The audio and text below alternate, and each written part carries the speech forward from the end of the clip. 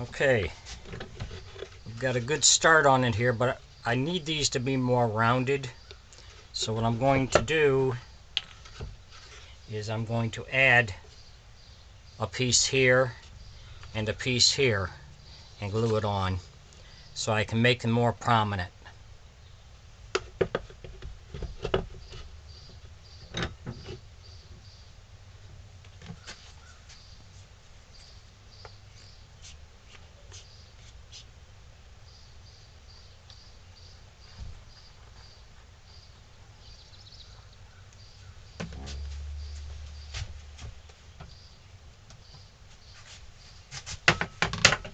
We'll do one at a time.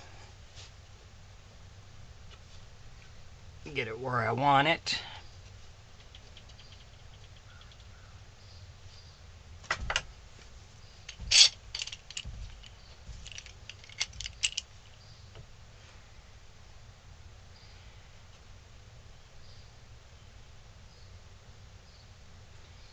I gotta get a bigger clamp.